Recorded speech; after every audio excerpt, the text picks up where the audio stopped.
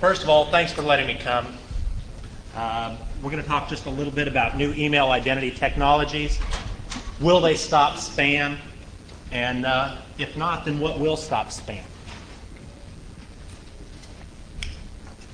Basically, email identity technologies allow us, hey, terrific. Can you get along without it here? Because Yeah, that's fine. That's fine. Thank you. They do provide some assurance that the domain we're receiving email from is in fact allowed to send email to us. Companies like Citibank can authorize the use of their name to be sending mail. It doesn't protect us from companies like CIT1bank.com.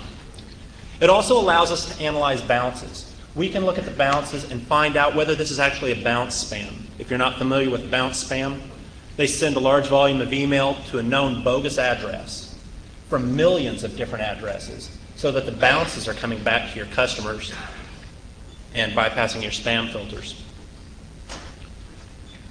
Additionally, it will allow us to analyze the responsibility of the owners. It's kind of like a credit scoring system. It allows us to look at what each domain is sending, how many complaints they're generating, and whether we really want to trust them or not. But it doesn't stop spam. It only forces spammers into other behaviors that we can watch, analyze, and detect much easier. ISPs have to use this technology in order for it to work. Look at us as kind of like a crystal ball. AOL doesn't have all the answers, but I can tell you that what we're seeing today, if you're not seeing it now, you will in the very near future. Bulk mailers comprise 30 to 50% of our daily email volume, but they only constitute 5 to 10% of our complaints every day. More than 80% of the spam that we see reported by our customers comes from other ISPs. Their outbound MTAs, compromised web scripts, and the like contribute the biggest majority of all of our spam. We began to see this back in September of 2003. Everybody else is starting to see it now. We're the biggest spammer on the internet, says Sean Lettner at Comcast. That's a pretty rough quote. But if you don't recognize that there's a problem on your network, then the problem is much bigger than you realize. Eventually, all spam will come from the sources that we trust most, the other ISPs. The networks that are able to detect and shut this down will be the biggest contributors. We've gotten pretty good at blocking zombie machines, but there's a lot more of them out there. They build strength, and they never get inoculated. Our networks tend to trust traffic that comes from inside of our own networks. So if it comes from within our own network, we don't scan it. We don't put spam controls on it. We don't rate limit it. We don't look at the sending patterns to see what they normally send over a period of time. The net result is that we force spammers to send from, again, our trusted sources, our other network operators. So we'll sender ID, SPF, domain keys, and et cetera is up there because who knows what else will come along. Will that solve spam? No, absolutely not. Spam today continues to follow the guidelines of sender ID. Most spam uses sender ID type technologies effectively, oftentimes better than most of the people in this room.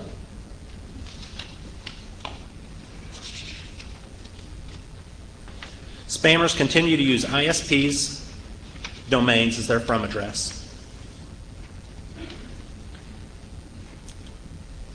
ID technologies, however, can allow the automation of blacklisting and whitelisting. It makes management of whitelists and blacklists much more comprehensive and much less tedious. It also allows for reputation accreditation type systems, which are really the key to the success of sender ID technologies. One last point on this, without SMTP authentication, all we can do is validate domains. We cannot validate users without good, solid SMTP authentication. So what will stop spam? First of all, we got to wake up. We got to realize these guys are on our networks. They need connectivity. They need large numbers of high throughput IP addresses. We need to monitor our networks and take them down. Port 25 is always our responsibility. Anything coming out of our network is our responsibility. Now is the time to shift some of your resources from inbound spam monitoring to outbound spam monitoring. Don't worry just about what's coming into your network. Look about what's going out. We don't let criminals do business out of our living room, but yet we continue to allow them to do business on our networks. We need to enforce strong authentication to authorize the use of our ISP's MTAs. We need to monitor customer sending patterns, like a credit card company monitors fraudulent charges. And if you've got one, monitor, and if you don't, then sign up to receive complaints from other sources on the internet, like AOL's feedback loop system, Spam Cop. Remove sources of spam within minutes. When you've got zombies, insecure CGI scripts, and bad customers and the like, get them off your network, shut them down right away. Here's my shameless plug and contact info. Please take note of my email address. I believe in your slides you've got Carl's. AOL does offer a feedback loop system. We will provide you with a copy of customer complaints that have come from your network in real time. MCI and Level 3 are already doing it. And we have a little saying at our abuse desk that if you can't control the complaints coming from your network, we will. We'll block anyone. In fact, we've become pretty good at blocking our own divisions and explaining how they'll be held responsible and held to a higher standard. Our executive management agrees. If you don't already have a feedback loop system, visit us at postmaster.aol.com/tools/FBL.html and sign up. Also, there's my contact information. You can reach our 24-hour Postmaster hotline as well at 212-5537. Again, that's 888-212-5537. And we're always happy to help. And that's it. Promise to be short and sweet. Bottom line on this really is we've got to start looking at what's coming off of our network, folks. It's a real eye-opener. It's not always something we want to see, but that's where we need to go.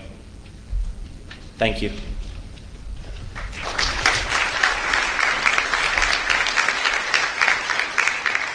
Questions?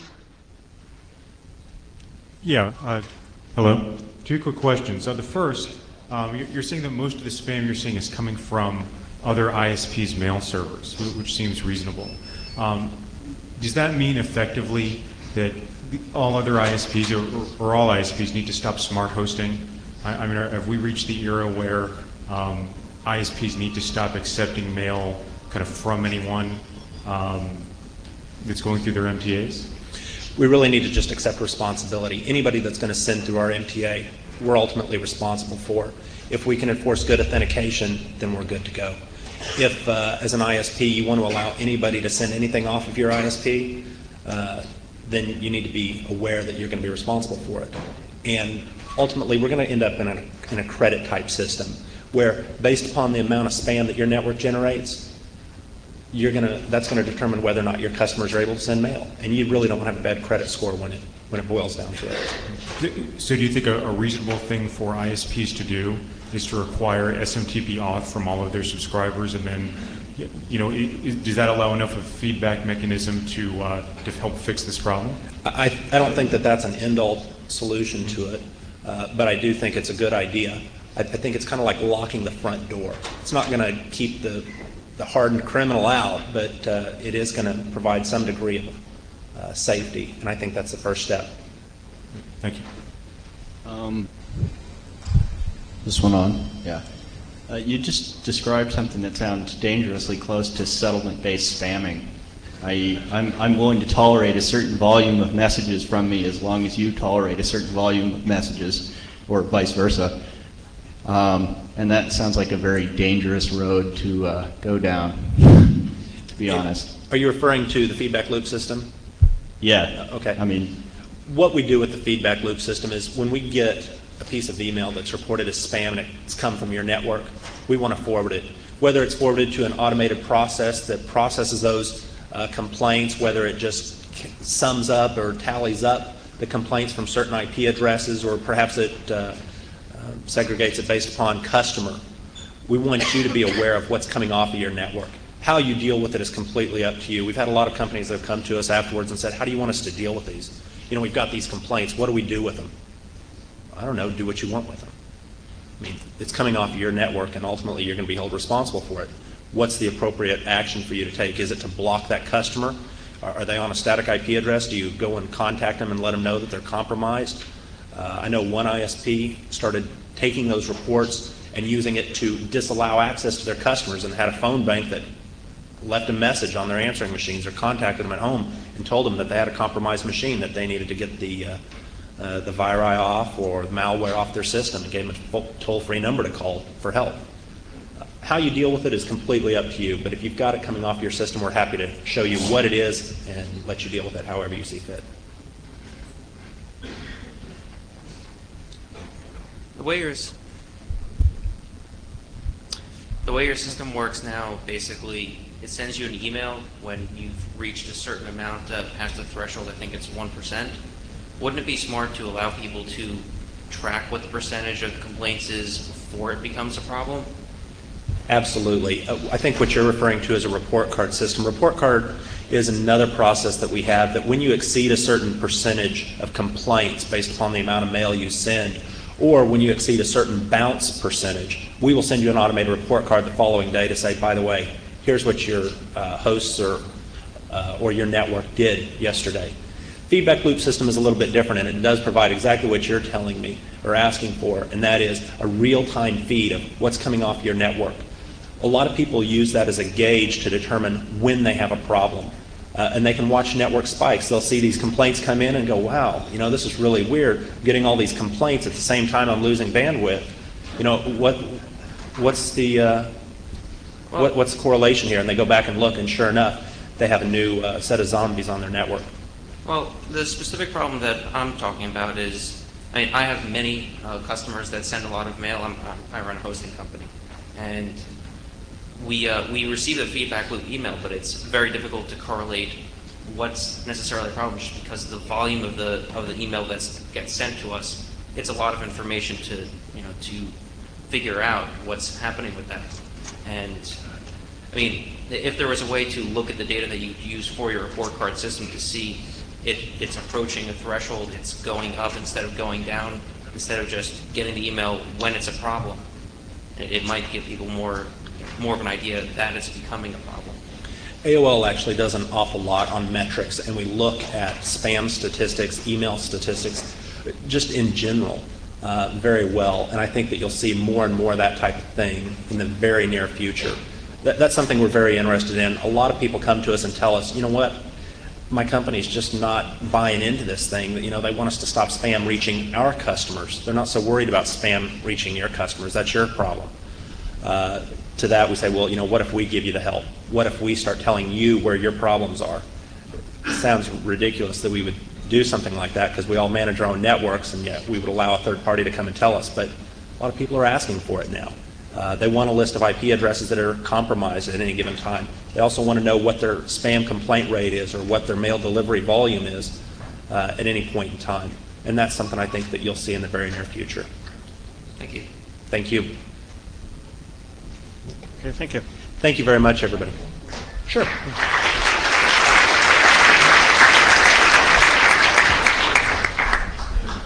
Is our next speaker here? Sorry, a little late. Anything that AOL is doing to improve their users from using the spam button as the delete button? Well, you know, it's not easy to educate 30 million consumers. But we do have to take that into consideration.